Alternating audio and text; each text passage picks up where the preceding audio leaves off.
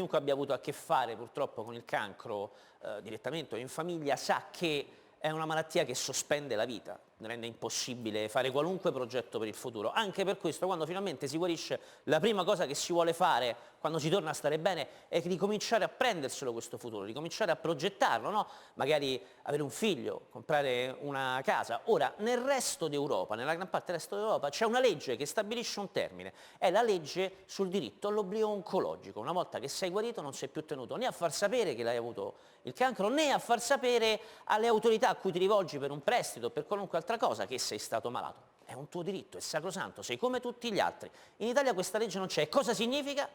Significa che in Italia se hai avuto un tumore e decidi di adottare un bambino, c'è una buona possibilità che ti venga negata questa possibilità. E se decidi di comprare una casa e vai in banca a chiedere un mutuo, c'è una buona possibilità che ti dicano di no, perché devi dirglielo, sei obbligato a farlo, e quando scoprono che sei stato malato, te lo negano. Fiammetta Spina.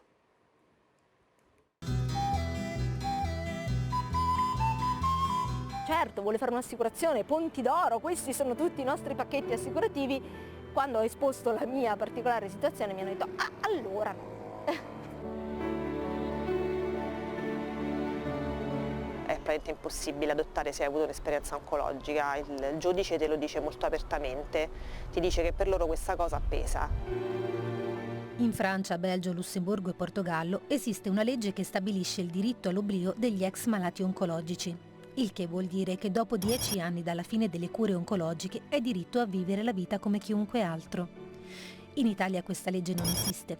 Questo comporta che se hai avuto un cancro non potrai accendere un mutuo, sottoscrivere un'assicurazione sanitaria e avrai poche probabilità di poter adottare un bambino. Ad aprile del 2013 scopro un tumore al seno. Quindi inizia il percorso oncologico, poi 5 anni di terapia ormonale con la menopausa indotta, quindi è abbastanza scontato che non avrò figli biologici.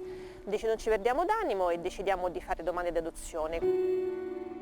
Presentano quindi domanda al tribunale e per un anno fanno gli incontri di valutazione con assistenti sociali e psicologi, fino ad ottenere il colloquio con il giudice. Ci dice molto apertamente che io ho avuto questa esperienza oncologica, tra l'altro da un tempo ancora troppo breve, 2 anni, quindi in poche parole ci fa capire che non ci chiameranno mai. Il giudice vi ha detto esplicitamente che non sareste stati chiamati perché tu avevi avuto un tumore al seno? Mi ha detto, lei signora però ha avuto un'esperienza oncologica, io ho detto sì, però secondo la mia oncologa la definizione che dava era di una persona con un rischio assolutamente bassissimo di recidiva. Ed eccoci al paradosso, perché se anche un tribunale decide di non richiamare chi presenta una domanda d'adozione perché con un passato da malato oncologico, questo non vieta di presentare la domanda altrove e soprattutto non vieta che un altro tribunale decida invece di far adottare. E infatti Paola è riuscita ad adottare una bambina. Insomma, ogni tribunale decide per sé. E altri tribunali ci hanno convocato per dei colloqui conoscitivi e si sono dimostrati molto interessati alla nostra coppia. Quindi a discrezione del giudice del Tribunale dei minori? Credo che sia proprio a discrezione dei tribunali, cioè ci sono dei tribunali probabilmente che hanno delle direttive per cui un'esperienza oncologica ha un certo peso, per altri tribunali quell'esperienza oncologica, se c'è una documentazione aggiornata, perché ogni volta che ci chiamavano per un colloquio mi chiedevano di portare comunque una dichiarazione aggiornata dell'oncologo e quindi poi alla fine nel 2018 ci chiama questo Tribunale della Sicilia e ci dicono siete stati scelti voi come coppia e quindi abbiamo finalmente adottato. Questo è il Tribunale dei minori di Firenze. Lui è il presidente del tribunale che abbiamo cercato per porgli l'unica domanda che conta in questa vicenda. C'è una legge, ci sono delle disposizioni per cui un malato oncologico può richiedere o non richiedere l'idoneità all'adozione? Abbiamo avuto molte richieste di ex malati oncologici. Non siamo in presenza di limiti previsti dalla legge. I tribunali interpella i medici che ritiene debbano essere interpellati. Sulla base della mia esperienza, normalmente si prevede un termine di 5 anni dalla cessazione della patologia, superato il quale può dirsi avvenuta la guarigione, cioè cessato il rischio di una riproposizione della patologia. Anche chi riesce ad ottenere l'idoneità per l'adozione all'estero, poi in alcuni paesi si trova davanti un muro. E l'Ungheria è uno di quegli stati che fa molta attenzione ad accogliere domande di coppie dove uno dei due ha avuto una malattia oncologica. Ultimamente è capitato che una coppia non si sia potuto prendere l'incarico perché la signora era guarita da troppo poco tempo e quindi lo Stato estero ci ha fatto sapere tramite la nostra referente che rispetto a questa situazione non si sentivano di accogliere la domanda perché c'era veramente un'incertezza rispetto all'aspettativa di vita. In un paese in cui chi ha avuto un tumore rischia di doverlo dichiarare sempre, la vita resta sospesa. Oltre a non poter spesso adottare, anche comprare una casa può diventare un problema. Questo è l'atto di mutuo che, come vedete, ha quello del mio compagno, il mio e quello di mia madre. Questo è l'atto di compravendita, ha solo il mio compagno e me. Non sarebbe stato possibile ottenere il mutuo senza la cointestazione con mia madre. Non è stato possibile per appunto un linfoma non Hodgkin da cui io sono guarita nel 1996. Il mutuo l'abbiamo chiesto nel 2016, quindi 20 anni dopo, e l'unico modo per ottenere il mutuo era avere mia madre come cointestataria. Hai provato a richiedere una polizza sanitaria? Ho provato a chiederla e quando sono entrata è stato molto carino perché mi hanno detto certo, vuole fare un'assicurazione, Ponti d'Oro, questi sono tutti i nostri pacchetti assicurativi. Quando ho esposto la mia particolare situazione mi hanno detto allora no. Se io fossi un'ex malata oncologica e venissi in agenzia per sottoscrivere una polizza salute o una polizza vita, dovremmo compilare un questionario cosiddetto anamnestico per dare una valutazione più appropriata. Ha praticato negli ultimi 5 anni degli esami diagnostici e poi se negli ultimi anni vengono praticate delle terapie continuative o dei cicli terapeutici, quindi dalla chemioterapia fino ad altre cure, trattamenti. Normalmente le compagnie di assicurazioni sono portate ad escludere le patologie pregresse un po' in tutti i casi. Se un cliente chiede una polizza sulla vita o una polizza sanitaria e dichiara di essere un malato oncologico, quasi certamente non gli viene concessa la polizza. Sostanzialmente queste sono linee guida che vengono adottate da tutte le compagnie di assicurazioni in Italia. Sarebbe ora forse che sulle polizze vita e sulle polizze malattia lo Stato deve mettere i paletti, serve un'iniziativa legislativa, se no l'iniziativa privata è chiaro che mette al primo posto il guadagno, l'utile, il profitto e non l'interesse del cittadino. Il 28 marzo scorso la senatrice Paola Boldrini ha presentato in Senato un disegno di legge sulla parità di trattamento degli ex malati oncologici. I principali punti del disegno di legge sono che coloro i quali hanno oltre 10 anni abbandonato un trattamento attivo per una patologia oncologica oppure oltre 5 anni se hanno meno di 18 anni possono accedere a mutui, stipulare delle assicurazioni oppure procedere all'adozione di un bambino. Noi per scrivere questa legge ci siamo orientati anche a quello che ci dice l'Europa, che è molto importante. Già la Francia, il Belgio, il Lussemburgo, il Portogallo hanno legiferato in questo senso e una risoluzione del Parlamento europeo ha chiesto che entro il 2025 ai pazienti guariti si concedesse il diritto all'oblio a tutti i Paesi membri. Ed eccoci ad un altro paradosso, perché la legge, se approvata così com'è, migliorerebbe la situazione per i malati rispetto a mutui e assicurazioni, ma peggiorerebbe per chi vuole adottare, perché non potrebbero mai farlo prima dei 10 anni dalla guarigione. Questo è un riferimento delle società scientifiche ovviamente. Questo non significa che durante il percorso dell'iter parlamentare si possano prevedere dei perfezionamenti, quindi noi stiamo in questo caso tentando di avere anche suggerimenti per poter migliorare e per andare incontro alle esigenze appunto di chi vuole adottare un bambino.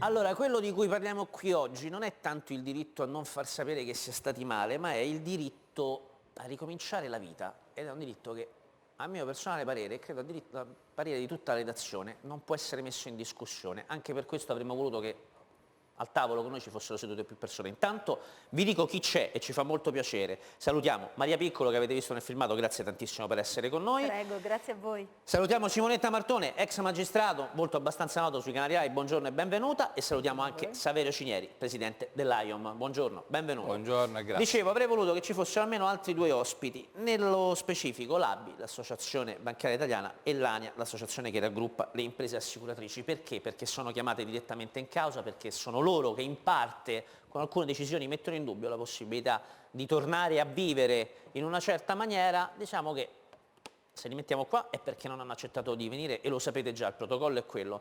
Ci dispiace molto, soprattutto perché, come dicevamo prima, si sta parlando della possibilità di tutti di poter tornare a vivere dopo essere stati male.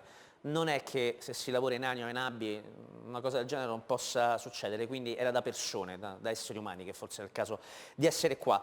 Detto questo, vado da Lucia per far capire una cosa. Proprio quello che stavamo dicendo, quanto può essere facile ritrovarsi in famiglia con qualcuno di malato e quindi dover affrontare questo problema.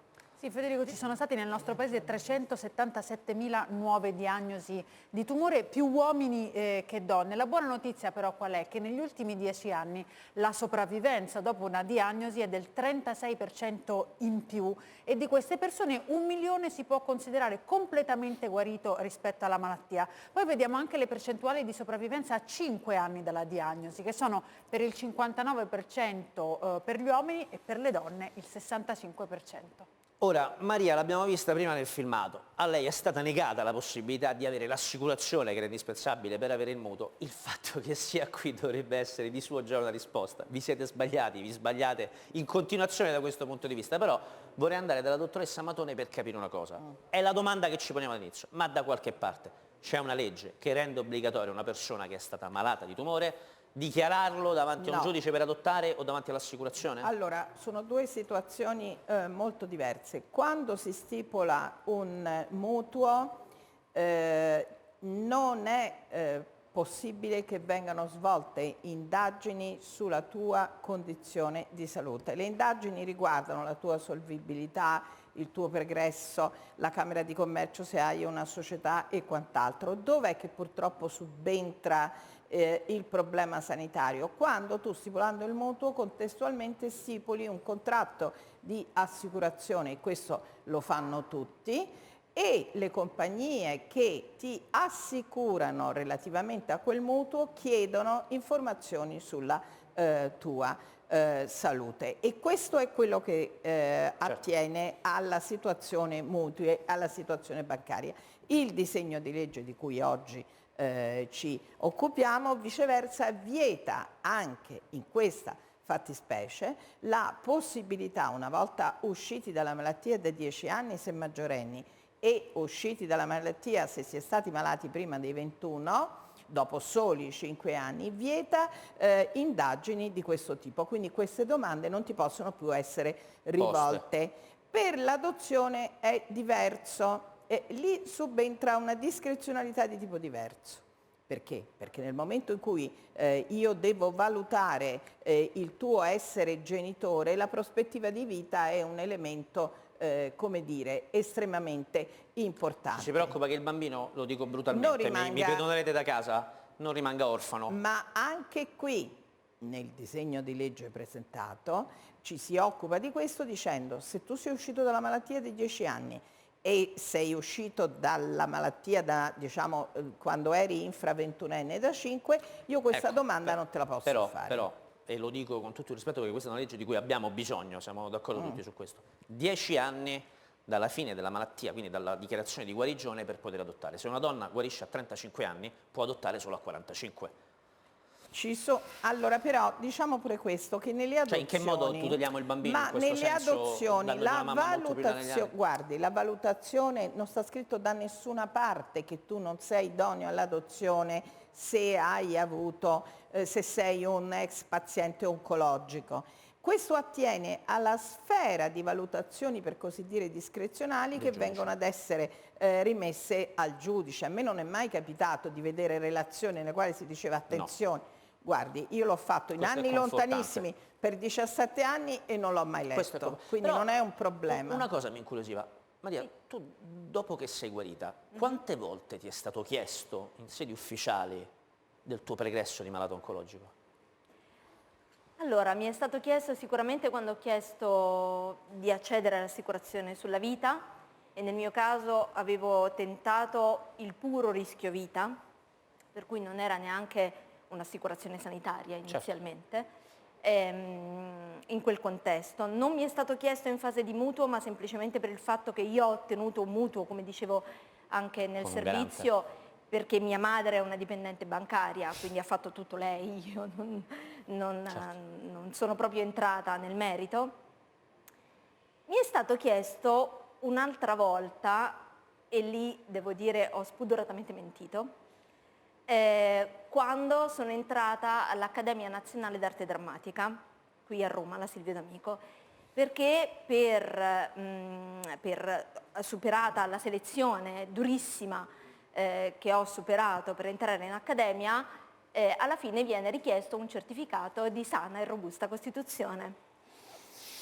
E in quel caso io sono andata dal mio medico di base, che in quel contesto non mi conosceva, perché era il medico di base di Roma, quindi non sapeva tutta la mia storia, non gliel'ho raccontata. Mi sono fatta dare il certificato di sana e robusta costituzione e solo dopo gli ho raccontato che cosa era successo. Sai perché è prezioso questo racconto? E te ne ringrazio di cuore, perché ci fa capire una cosa: si può arrivare all'assurdo di doversi vergognare di aver vinto un tumore, no? Però posso dire una cosa? Prego, dottoressa. Io l'ho portata, cioè adesso ci dobbiamo adeguare per forza, perché c'è la risoluzione del Parlamento europeo del 16 febbraio 2022 che chiede entro il 2025 a tutti gli Stati membri... Una legge...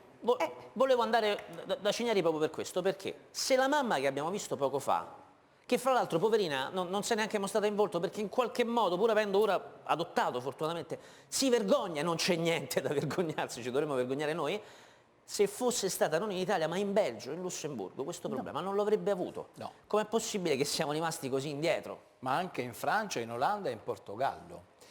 Siamo rimasti indietro, ma possiamo velocemente arrivare al punto, perché la società scientifica che rappresento qui, che è quella degli oncologi medici, e la fondazione che si occupa dei rapporti con i pazienti, la fondazione AIOM, hanno questo progetto che ha già raccolto quasi 50.000 firme in neanche un mese. Questo progetto che dice: dobbiamo essere noi italiani all'apice di un progetto etico, perché per fortuna non si parla più di male incurabile, per fortuna chi ha diagnosi di cancro lo dice, per fortuna abbiamo visto i dati che sono dati fra l'altro dalla nostra associazione, con 1 milione di persone in Italia, ma aumentano perché la medicina sta facendo passi avanti velocissimi e molto rapidi, 1 milione di persone guarite, perché c'è anche un altro problema: definire da un punto di vista di comunicazione chi è lei. Lei è una guarita, non è una lungo sopravvivente o una sopravvissuta. Cioè, sono passati talmente tanti anni, no? Sì, ma è guarita perché al momento lei è senza malattia.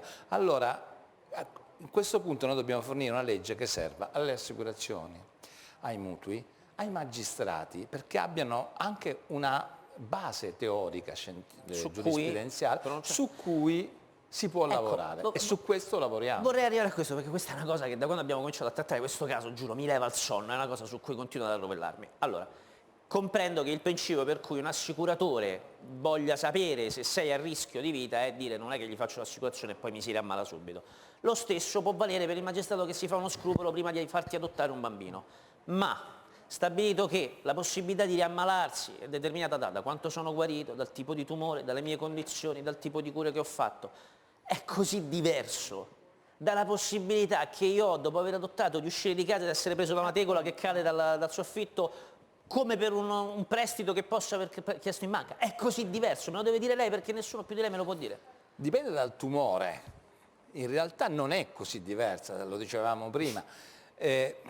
Io posso avere un infarto stanotte, quindi se ho avuto... ovviamente di no, professore. Di no, però posso avere infarto serenamente, spero di no ovviamente, ma il mio rischio, il nostro rischio di avere una patologia o comunque la trave o un vaso che ti cade in testa è uguale. Allora, se io ho 15 anni e ho avuto un tumore del testicolo, per cui non ho dovuto neanche fare la chemioterapia perché è una cosa tranquilla, e a 30 anni, quindi non ricordo più neanche di averlo avuto quel tumore. Chiedo un'adozione, chiedo un mutuo, un'assicurazione, io ho decine di pazienti che sono guariti, che sono persone assolutamente, non mi piace dire normali, ma sono come noi, che hanno delle cose negate senza nessun motivo. Questa è una battaglia di civiltà. A questo prego, dottoressa. Però il disegno di legge è stato sì, firmato da tantissimi. Quindi diciamo che io intravedo un iter facile per questo diritto all'oblio. Diciamo che forse rimane questo problema che oncologico. questi 10 anni identificati come la data per dire posso tornare alla vita normale, forse sono un po' tanti, soprattutto dal punto di vista del malato, forse su questo concordiamo tutti, però prima di chiudere... Però se già in medicina si usa il termine libero dalla malattia dopo 5 anni e non guarito... Forse c'è un problema anche rispetto al disegno di legge, magari Però lo possiamo rivedere. La nostra associazione scientifica ha già definito le tabelle a secondo del tipo di neoplasia e dello stadio, bravo. che sul disegno di legge non ci sono. Ma possono essere integrati con degli opportuni assolutamente, emendamenti. perché poi ci saranno i decreti attuativi. certo. Allora, Posso permettermi volevo due giusto venire da te, paroline Maria. velocissime rispetto a questa questione specifica? Non solo non è diverso, perché un incidente può capitare a chiunque, io appunto parlavo del puro rischio vita, no? Nel mio caso, ma io e quelli come me che hanno incontrato la morte a 14 anni o anche prima, hanno molto a cuore la vita e si controllano moltissimo, molto più di... io mi controllo molto più di tutti i miei coetanei che io conosca. Certo. Io sono in ospedale spesso per controllarmi. Non trascuro mai un appuntamento di controllo e di follow up perché so quanto è importante, so quanto la tempistica soprattutto nell'affrontare le neoplasie sia dirimente, cioè è fondamentale. Agire tempestivamente è una cosa come dire, che fa la differenza tra la vita e la morte e anche tra la qualità della vita. Perché avere un tumore che può essere operato e non ha necessità di fare chemioterapia è diverso da avere un tumore che poi necessita di fare chemioterapia. No, anche come qualità della vita del paziente, questo intendo dire. Allora, facciamo così. Purtroppo l'orologio ci guarda in cagnesco, quindi dobbiamo... No, Maria, questa è casa tua, assolutamente, come per tutti gli ospiti. Nei limiti del possibile noi ci prendiamo tutti i minuti che servono, soprattutto oggi, soprattutto perché è Pasqua e soprattutto perché questa, come è stato giustamente detto, è una battaglia di civiltà. Ci piace pensare che siamo qui anche per questo e quindi... Perdonateci se vi abbiamo preso qualche minuto in più, l'abbiamo fatto perché era giusto che sappiate che c'è un problema rispetto al tornare alla vita normale quando la vita ormai è già diventata normale e allora, siccome prima o poi può capitare a tutti di confrontarsi con questo problema, facciamo in maniera che questa informazione giri. C'è un disegno di legge pronto, facciamo in maniera che diventi ancora migliore. Facciamoli firmare. Diritto all'oblio tumori.org, siamo a 50.000, se siamo sempre di più la legge va avanti più spedita. Fatto benissimo a precisarlo, ringrazio Cinieri, ringrazio la dottoressa Matone, ringrazio tantissimo Maria per essere stata con noi.